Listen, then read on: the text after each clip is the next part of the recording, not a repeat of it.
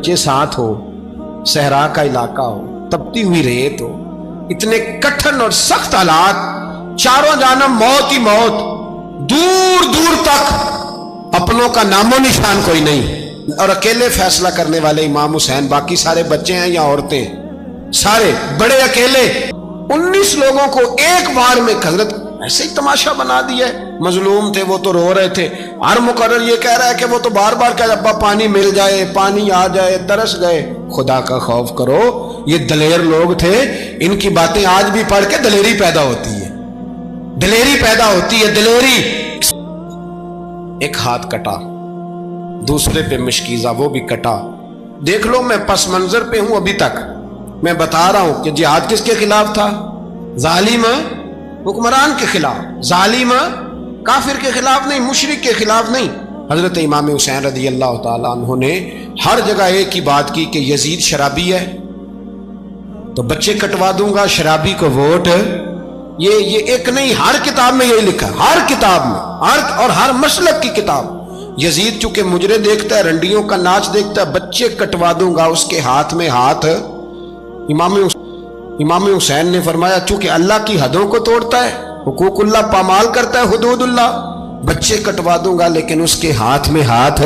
سارا دن خود مجرا دیکھنا اور 10 محرم کو 2 دیگیں پکا کے حسینی بن جانا، سارا سال خود گند مند کرنا، شرابیوں کے ساتھ رہنا، اور 10 محرم کو 2 آنسو بہا کے یاد رکھنا۔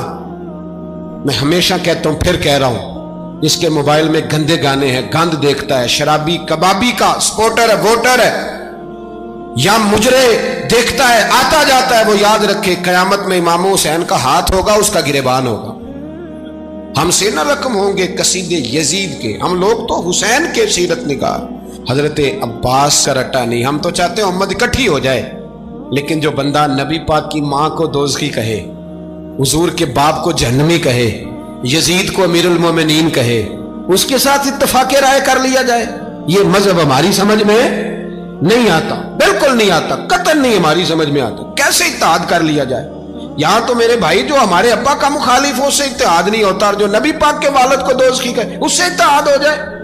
کہتے ہیں جی وہ جی اتنی فرقہ واریت ہو گئی، ہم کس مسجد میں جائیں؟ 60 پارٹیاں پاکستان میں رجسٹرڈ ہیں جو الیکشن لڑتی ہیں، کبھی کسی بندے کو ٹینشن نہیں ہوئی کہ کس کے پاس جائیں کس کے پاس نہ جائیں، کبھی نہیں کو بولا کہ اب وہ بھی کھڑا ہو گیا، وہ بھی، کوئی ٹینشن نہیں۔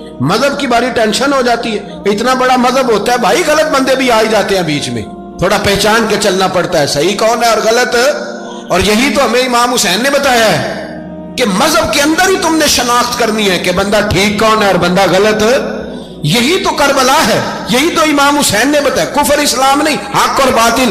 تو سمجھیے درس یہ ہے، پیغام یہ ہے، پیغام یہ ہے، یاد رکھو موت تیزی سے آ رہی ہے، ہمارے ساتھ والے دائیں بائیں والے سب چلے گئے، اسی طرح نمبر لگے گا، ایک دن اعلان ہوگا۔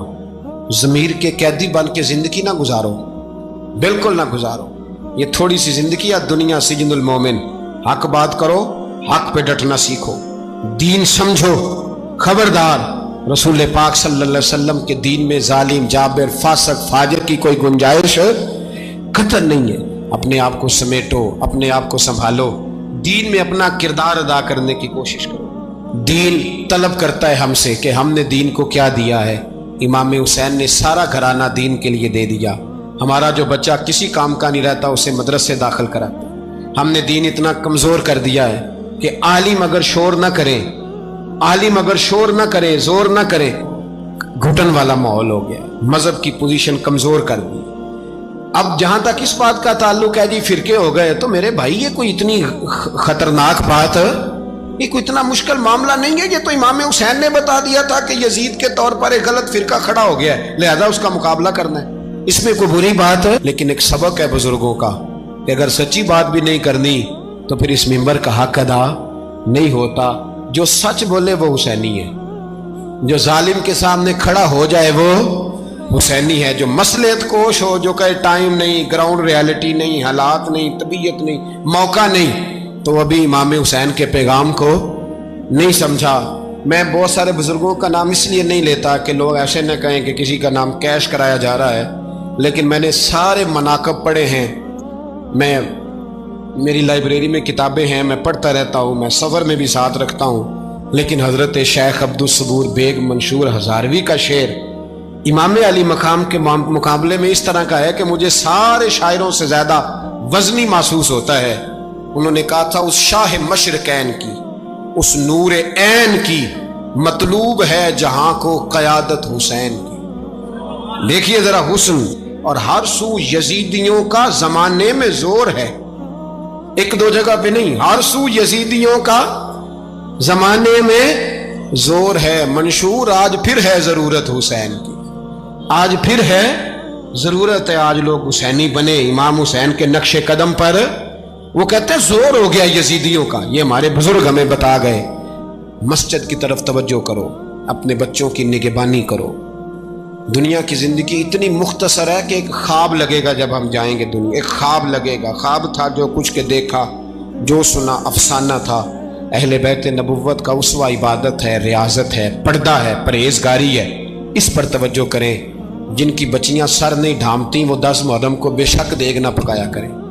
جو لوگ قرآن شریف پڑھنے کے عادی نہیں وہ بے شک امام علی مقام کا ذکر نہ کریں، اس لیے کہ امام حسین نے سر سجدے میں کٹایا ہے اور تلاوت نیزے کی نوک پہ بھی جاری رکھی ہے۔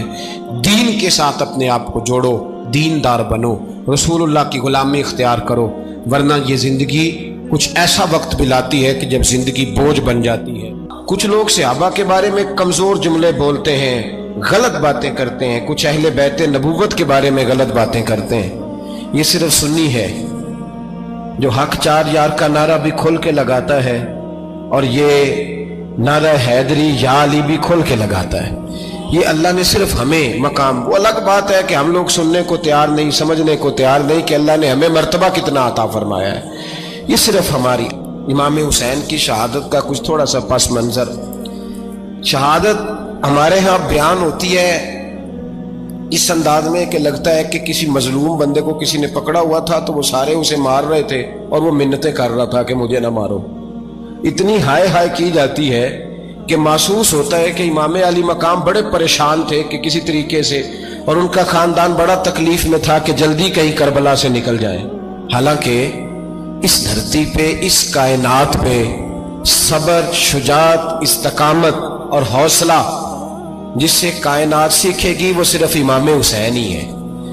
اتنے بڑے صابر آدمی کے بارے میں اس طرح کا رویہ اختیار کرنا کہ وہ تو گویا اس طرح کر رہے تھے کہ بس کسی طریقے سے میری معذرت، تو یہ امام حسین کی مظلومیت سنا کے لوگوں کو اس طرح کا کر دیا جاتا ہے، یہ انداز بتایا جاتا ہے کہ شاید واقعہ کربلا رونے دھونے کا نام ہے، حالانکہ بات یہ نہیں ہے۔ ملک میں جو اچھی خوشامد کرے اسے اچھی وزارت ملتی ہے، اچھی وزارت اسے دیتے ہیں، جو ذرا صحیح بدتمیز بھی ہو اور صحیح وکالت کرنے والا اسے وزارت صحیح دیتے ہیں۔ عجیب اس کا مزاج تھا۔ یہ چلاک لوگ زندگی میں ہمیشہ دھوکہ کھاتے ہیں، چلاکیاں انسان کو گراتی ہیں اور اتنا منہ چھیل جاتا ہے کہ منہ پہچانا ہی نہیں جاتا۔ بندہ اپنے آپ کو رب رسول کے حوالے کر دے تو اللہ بڑی بہترین جزائیں عطا کرتا ہے۔ یہ لوگ تیزی دکھاتے ہیں بعض، تو یزید بھی تیزی دکھانے والا تھا۔ اس نے جڑا نماز پڑھائے ہو مولوی، جڑا ٹل پائے ہو پیر، جڑا مہینہ نہ نہائے چھوٹا پیر، تو جڑا 6 مہینے نہ نہائے ہو بڑا پیر، کہتے بابا پہنچے ہیں، کڑے چھڑے جو پہن لیے۔ بھئی امام حسین تو نمازیں پڑھاتے تھے، مولا علی تو نمازیں پڑھاتے تھے، مسجد کے خطیب تھے، اب اس کو تو مولوی کہہ دیا جاتا ہے بیچارے کو، تو ملنگ کون ہوتا ہے جی؟ کہتے جڑا کپڑے کٹ پائے۔ کیا تماشا ہے، قوم جدھر دل کرتا ہے نکل جاتی ہے۔